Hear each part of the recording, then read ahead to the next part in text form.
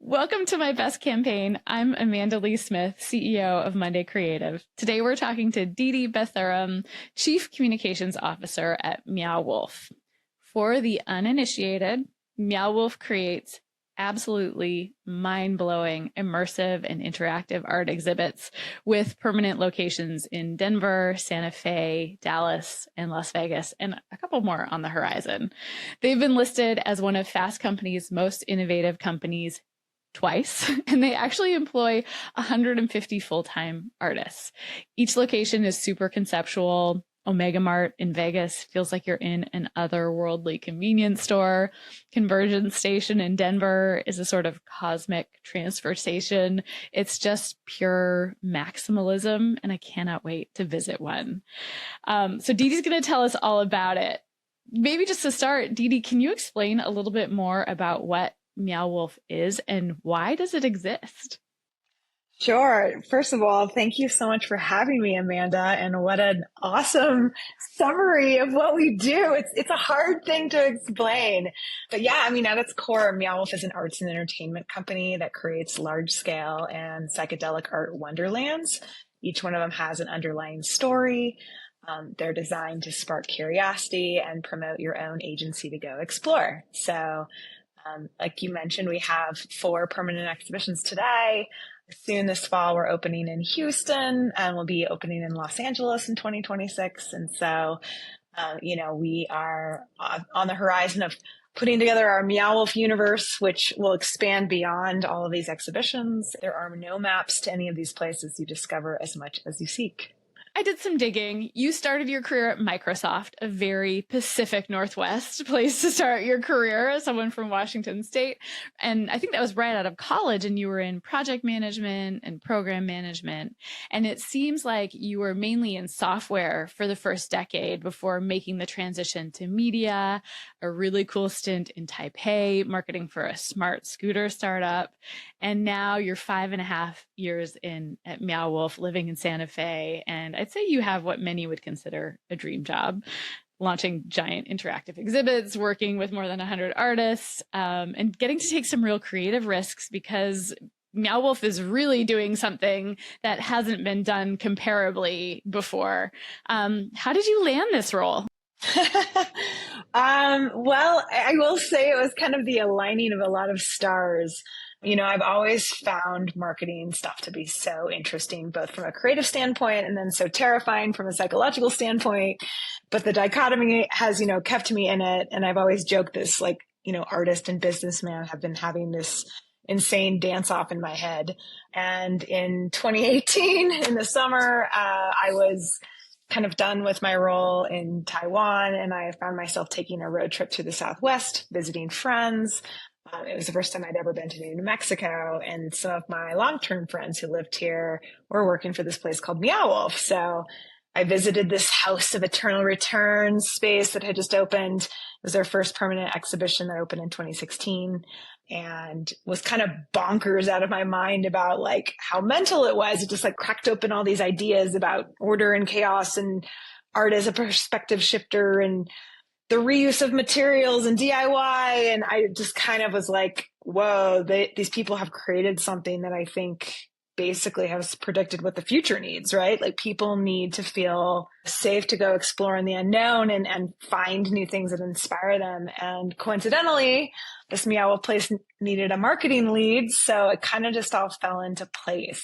And it was funny. I thought it was going to be this really chill job in this, cultural, historic, scenic mecca of Santa Fe. But Meow Wolf had really big expansion plans. So it's not been chill in the best way, but it's been a very stimulating ride the last few years. So you thought you were slowing down and you were in for a surprise. I was just going to be, chilling out in my caftan in the desert, but not yet. Yeah, not for a while yet. So you kind of joined at such a fascinating time. I think when you finally joined, it was 2019. And what we all know now in retrospect was a nutty time to step into a marketing role, but especially for a business that is based solely on in-person experiences. So I know there were some delays, but then you launched in Denver, and true to Meow Wolf, you kind of made the launch itself sort of weird and wonderful. Can you tell me about that launch? Sure, sure. Well, I can say we actually launched in Las Vegas at the top of the year, and that was still like peak pandemic. I mean, we had our opening, it was still like chairs that were 6 feet apart, and everyone was sitting, and everyone was masked, and so we learned a lot from that launch for the opening of Denver, which was in September 2021. And we were like fortunate enough to not only have had the announcement of Denver coming in 2018, so like a lot of buildup, but we also have been working with a lot of different groups and organizations and DIY collectives in Denver for many years. So we kind of had this network built up. And then we were also lucky enough to partner with Wyden and Kennedy for both of these launches, sort of super creative power collab, creative on creative, as we called it. And a bit of the setup too is that, we also had this building that it's nestled between 3 highways in Denver, and it's kind of this beacon. It has lights all over it. And so there was a little bit of awareness of Meow Wolf to begin with, let's just say that. So we knew we had an opportunity to play with some momentum that was building around this recognition. And a few months before opening, we started kind of placing these really wildly rainbow, tie-dyed, mysterious billboards all over Denver that said really vague things in this made-up script that we were using. And, started making them pop up in different neighborhoods. They didn't have any logos on them. They didn't have any other information. They were legible, but it was a code. So the internets began pondering. They started trying to crack the code. And my goodness, some people just poured so many hours. I wish I had their job into. The internet loves a code. They love a code. They love a code. And as we inched towards the opening, we started putting more billboards in English and in Spanish that started mentioning this thing called Convergence Station, which was the name of the exhibition. And it finally, all the billboards transitioned into saying, tickets on sale, Meow Wolf. And at that point, that rainbow pattern was really highly recognizable. So we started putting other signs around town for folks to, recognize that it was Meow Wolf. The whole theme of Convergence Station has to do with memories. So we actually had a memory harvest going on where we had signs all over where people could call in and donate their memories. And we turned those memories into art, and we turned that art into something that filled up a newsstand that went around town. And we had local flash mobs at transit stations. It's actually kind of weird to reminisce about this. I'm like, how did we were all masked and we were doing this? So much of it was like physical interactions. We worked with a lot of local performers, which I think also helped expand our networks. We sponsored arts and community organizations and festivals, and we topped everything off with like this very subversive video launch that happened online that asked people to come experience these other worlds and come on this traveling adventure. And somehow all this worked really well. We sold 35,000 tickets in the first 24 hours, and we sold out the first 6 weeks and the first 4 months of our weekends, and basically measured that after this campaign that about 40% of folks in Denver were at least familiar with what Meow Wolf was. So yeah, it worked out. 4 years of building up in a neighborhood means people are kind of listening. I think, the fact that we were able to like jump on the revenge travel of people getting out of the pandemic and looking for something to do was also awesome. And then just, all these networks that we had kind of activated and helped us spread the word. So we were really lucky. It was a super, super group effort of many, many groups.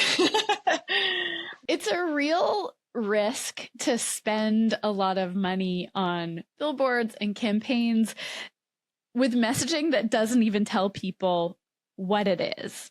It was a time when everyone was spending a lot of time on the internet. Maybe they had lots of time to do the decoding and the talking about it. Do you think that would work now?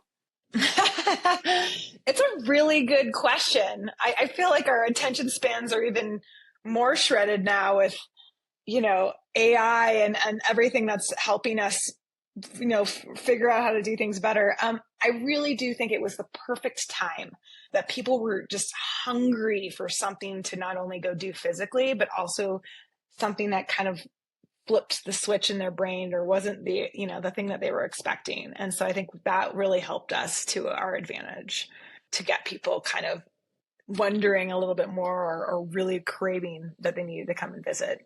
Yeah, I would have loved to have been in the room as you all were having those conversations. I'm guessing, you mentioned working with Wyden and Kennedy. I'm guessing there was lots of back and forth as teams you were coming up with kind of what's this concept going to be. Was there ever a moment when you're like, this is too risky? We can't, we have to say what it is. We have to say when the opening is. We have to be really explicit.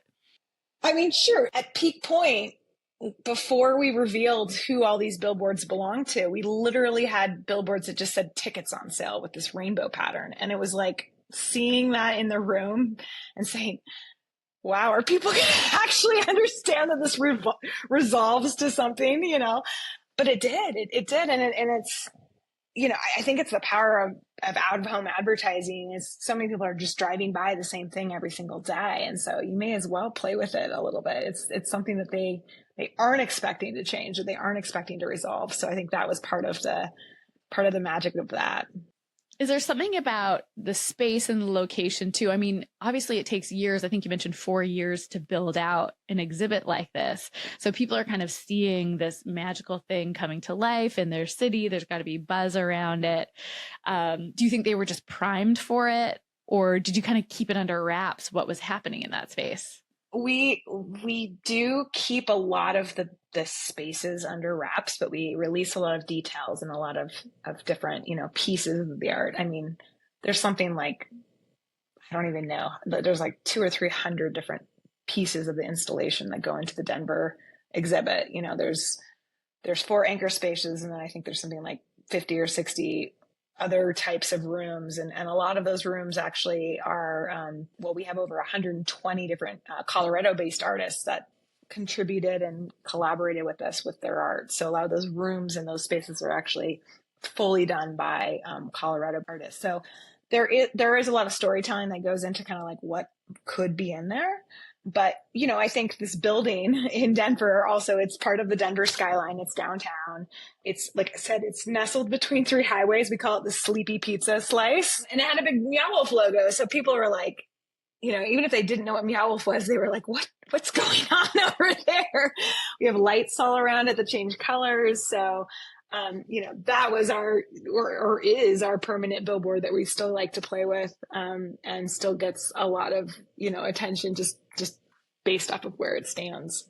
There's something super powerful too about having a name that's that memorable and Googleable, like you think of how many businesses just have really generic names. You drive by, you maybe make a mental note. You're like, oh, I wouldn't mind looking that up later. And then by the time you get home or to your phone, you've forgotten the name of it. That's not an issue with Meow Wolf. I think it sticks in your brain. I was just thinking while I was cleaning my garage the other day, like, how many times a day do I use the word meow? I never would have thought that. What's the origin? Where did this name come from? Oh, well, the origin is really rad. So Meow Wolf is a DIY art collective that was started by a group of artists here in Santa Fe in 2008. And, they didn't want to fit into the conventional traditional art world here in Santa Fe. So they really just like bound together and like split rent on a warehouse, and would all just show up and like make art. And when they were looking for a name, they put a bunch of words in a hat and they pulled out 2, and it was Meow Wolf. And the legend goes that they weren't quite sure that was actually going to be the name, but it stuck. And here we are in 2024. This is like pre AI naming. Now I feel like everyone just relies on ChatGPT to come up with their names. But honestly, I think this is more memorable. We got to start feeding the robots new things because they're learning from us. It's true. We may be starting to implement this at Monday for our naming projects. You never know what project we might just pull names out of a hat. Okay, let's go back to talking about Denver. It's huge. That's a huge endeavor to be able to sell that many tickets on kind of the day that they go open. Obviously, the campaign was more than just billboards. What are the touch points that you think about in something like this? And which ones do you think had the most impact? Yeah, I mean, in every city that we go into, first of all, we work with a lot of the local artists, but also local organizations and groups, and kind of understand what each city needs, or what we can do actually to make Meow Wolf become the cities. Like we don't want to come into a city and be like, here we are. We want it to be the cities. So for Denver, Colorado is a very active state, Denver being, kind of the heart of it, where people come in, skiing, sports, a lot of mountain adventures. So we knew that it was mostly going to be folks from Colorado that were going to be coming to Meow Wolf. So we really needed, unlike something like, for example, Vegas, which is the 80% of the town turns over every 72 hours. So we needed to learn kind of how to get folks hooked into the story and hooked into some of the things that we could provide them, such as events and concerts and programming. And we're continuing to do that. I think we were so surprised and also just so excited that Denver accepted us. And it's now almost 3 years later. And a good chunk of folks from Colorado and from Denver have gone to Meow Wolf. And so that's been amazing. But now it's really time to ensure that people still know it's theirs. And so we opened a cool bar last year called Sips, parentheses with a Z, which is the best named bar ever. And then our Perplexiplex venue in Denver has, concerts that are coming through. It's a smaller, kind of more intimate setting, but some big acts play there.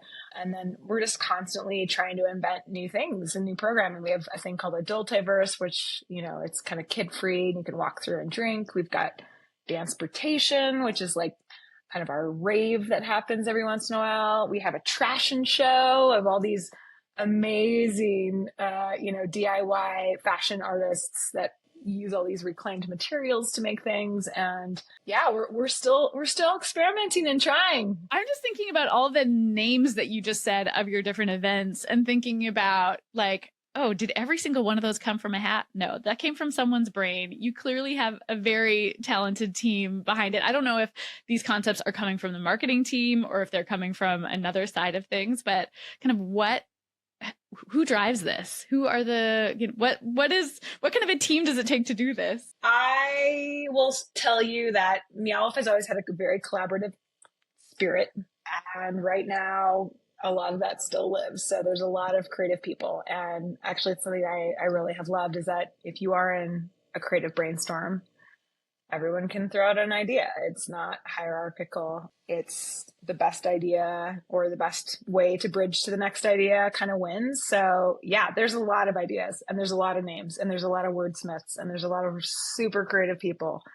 And there's a lot of people that like don't identify as creative, but throw something out and it could stick. So let's just say sometimes it's really hard to even decide and take one step forward because there's just so much going on. It makes for a lot of meetings. We have a lot of meetings at Meow Wolf. Yeah. I mean, that's kind of a symptom of growth too. You have lots of meetings, I guess.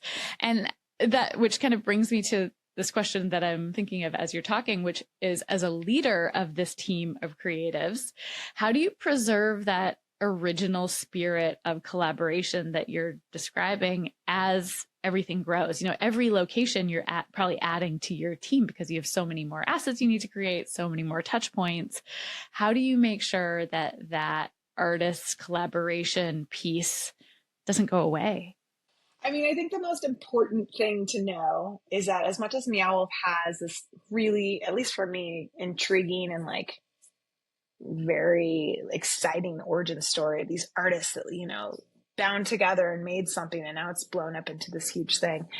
There's a whole documentary called Meow Wolf Origin Story. It's really fun to watch. A lot of the founders are still involved at Meow Wolf. It brings a lot of people to Meow Wolf. But I think the thing that I try and share with everyone who joins is that like it's theirs now. Meow Wolf it's not about trying to live up to whatever 2008 was or 2016 was or 2020, 21.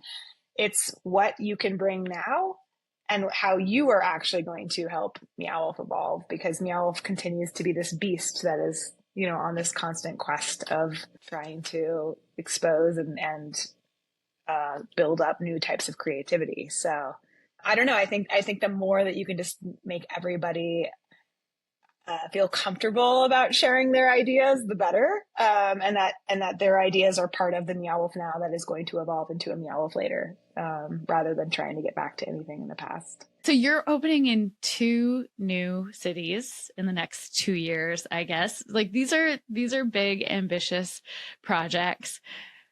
Do you take learnings from the past? Is there a playbook? Can you replicate a launch from city to city? How do you think about it as you take what you've done and move into the next place? Oh, great question. You can't replicate it. Every city is different. Every culture of a city is different. And so, yes, we have absolutely learned how to build exhibitions a little bit better. We've learned how to get more effective with, our media buying and how we're approaching multi-phased, launches. We know now that like once it's open, that's the start. Sometimes all this build up, gets to the day and you're like, okay, we're done. No, I mean, that's just the start. So, even our media that we kind of roll out with actually crescendos after we open, and I think there's something good to know about that. We measure things now. We try and understand what people know about us. I mean, it's hard to really ask people if they know about Meow Wolf and if they understand what it is. Because I think on the awareness survey, it says, is it a cat food? Because some people think that they know what Meow Wolf is, but how do we know to get people to understand it's a place to go to and that they could buy a ticket to it? So we're still playing with that. But I think as folks move around digitally, as folks move around, Texas is a big driving culture. So that's definitely a different type of media buy and a different type of way to get people's attention. Yeah, it really just depends. It's really been fun to learn about each of these cities and what their cultural instincts are, what they're drawn to, what they want, what they want in an entertaining or kind of immersive experience. Yeah. So for Houston, you're thinking more out of home. How would you shift some of that budget for a market like LA? I mean, that's going to be really fun. I mean, LA it's a tourist town in a different way. By the way, Houston is amazing. I did not know much about Houston before we started working there. And my goodness, so much art, such a really welcoming community, the most diverse city in the country. I didn't even know that. And the restaurant scene is off the chain. So if you want to go eat some good food, go to Houston. LA is more, it's the entertainment capital, right? And it will have a lot more types of tourism coming in. It'll have a lot more ways to try and hook people to get there. It's a driving culture, obviously, but people don't like to necessarily be in their car for an hour, even though they mostly are. So yeah, it's a good question and I haven't figured it out yet, Amanda. We're all working on it, but I think, we do have a little bit of time and hopefully we're going to be doing some weird little, I don't know, surprise things that are different, that are maybe going to put us on the map in a different way. So that's all I can say. You mentioned you measure now in a way that maybe you didn't previously, but I also know that, ticket sales, definitely what drives the business, but it seems like Meow Wolf has an even bigger purpose based on what you've told me about just like the number of artists you want to engage and the way you want people to experience the space. What are those KPIs that you're looking to measure for something like this? That is when it gets really fun and interesting.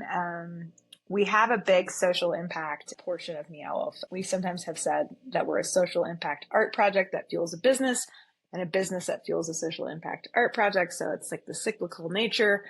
More tickets we can sell, the more we can expand, the more art we can make, the more artists that we can empower and vice versa. So there's that portion of the impact. But I mean, the thing that I really like to ruminate on is some sort of KPI that could measure hypothetically this return on experience, which it's talked a lot about in the immersive and kind of experiential or transformational economy type, I don't know, circles. But the way that I like to kind of even think about it is like, wouldn't it be awesome if you could capture or measure what someone did as a result of going to for example, a Meow Wolf experience or any type of immersive experience? Like the kid that comes home and decides that they want to draw, a drawing, and it's the first drawing they've ever drawn, and they realize how impactful that is for them, and it changes their life, to someone who decides they're going to sell their car and make it into an art car. I don't know.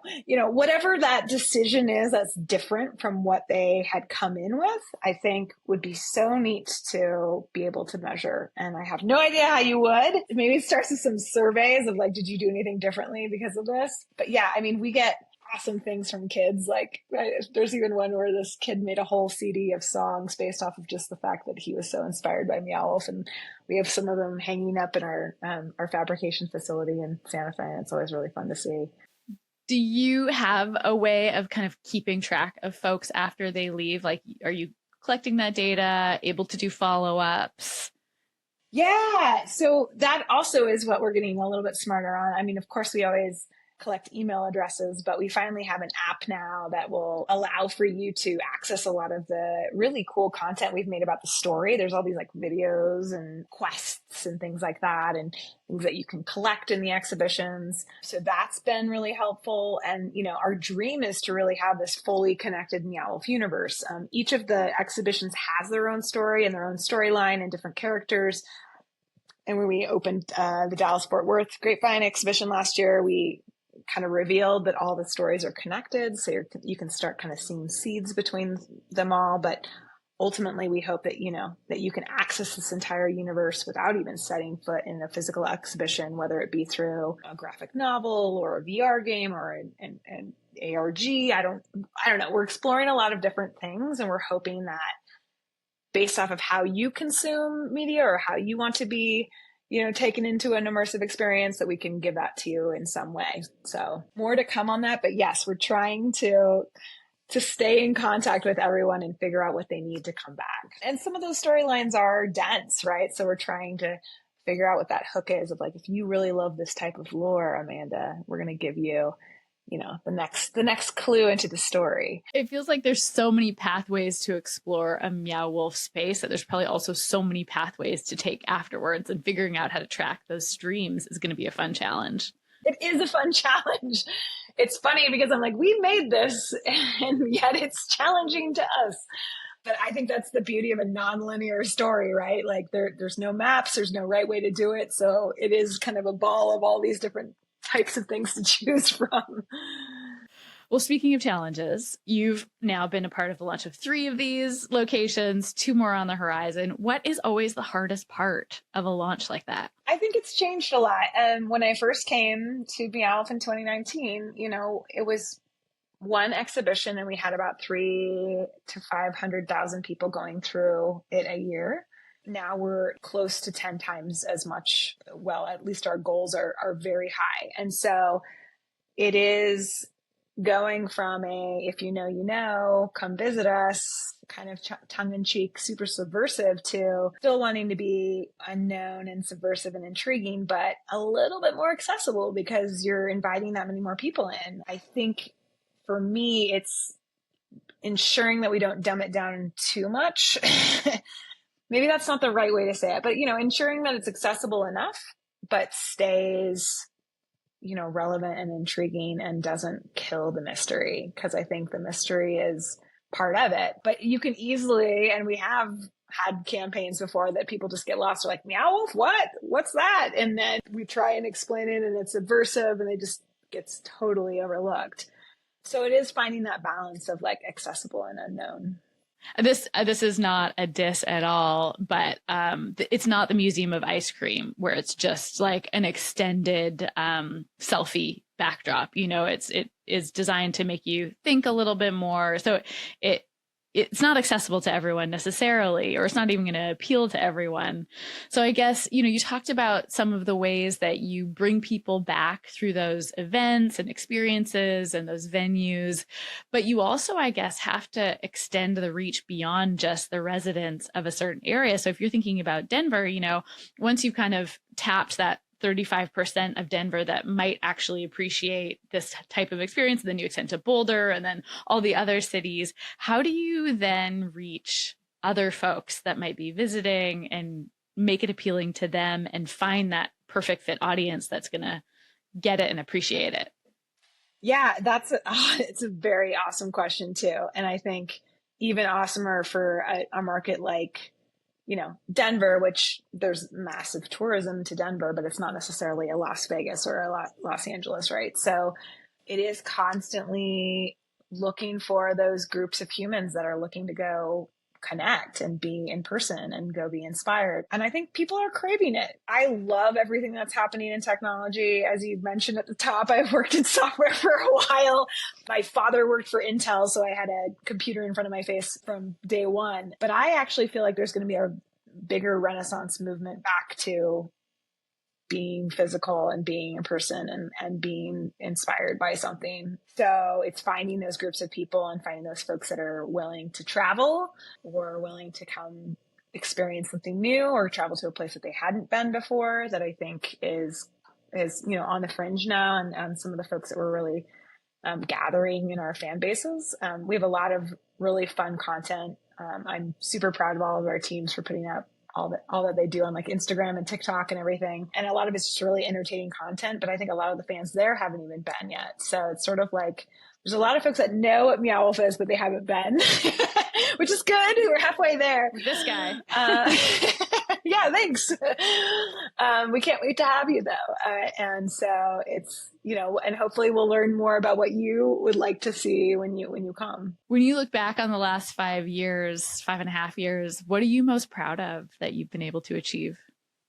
Honestly, being a part of this amazing swath of people that continues to mold and change with different creative ideas has been just like so rewarding and stimulating. So I'm super proud of everybody that I get to work with on a daily basis. I know that's like a very cliche answer, but it's true.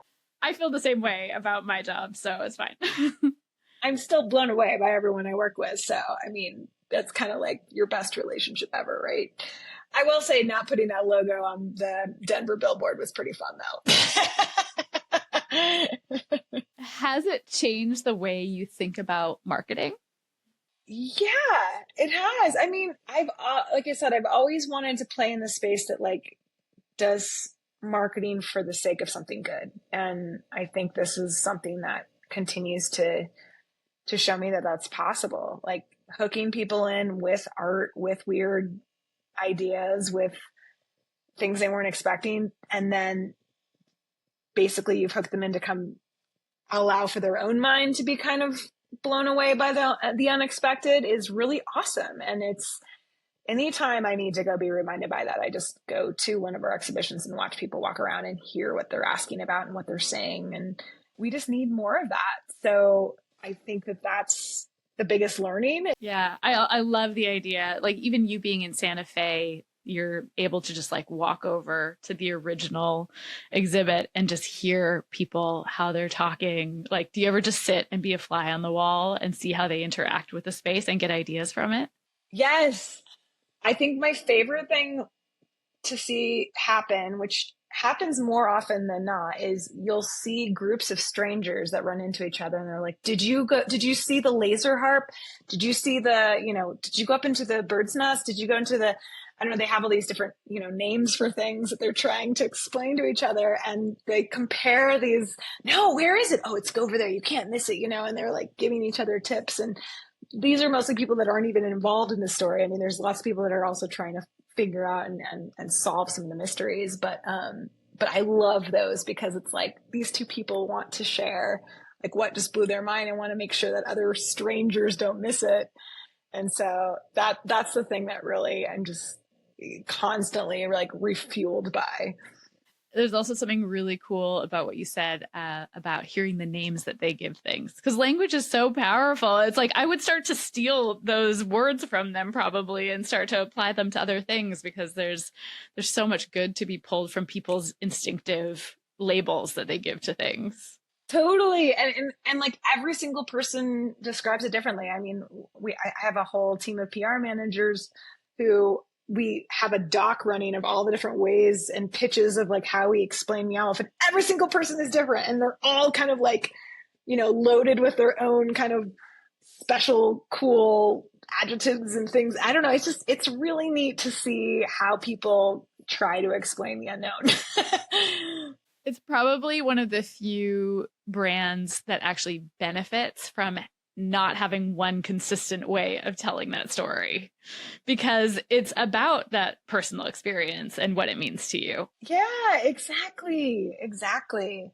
I think that a lot of folks probably look to Meow Wolf for inspiration, especially people like me who, we don't get to flex those creative muscles, but we want to pull in some of that wackiness every now and then. Where do you look for inspiration? I am a massive addict of Instagram and following weird artists and weird art. And I don't know, we also have some amazing curators at Meow Wolf who are constantly running into insane artists and posting about it. So that's helpful. I don't know. I like comedy a lot. I like a lot of the things that are being made, taking AI and making fun of it. I know there's like a trend in Japan right now where people are like reenacting the videos and making the facial expressions of what it could look like for AI, but they're like humanizing it, and it's phenomenal. So it's like real people reenacting an AI moment. Yeah, it's and like trying to eat, how eating an AI is without proper fingers, because AI without proper fingers, and it doesn't actually go into their mouth. Yeah, it's so fun. But again, another cliche answer. I guess it's even going outside and getting off the screen is the best way to get the inspiration around here. I mean, I feel really lucky to live here in Santa Fe. We have a lot of sunshine and a lot of arroyos and paths to run around on. I went on a mountain bike ride this AM. And so that's the kind of thing that like my brain computer starts getting inspired by everything around me. Yeah, a little reboot. And you also just get to see all these artists at work all the time, which is something that not many of us get to do.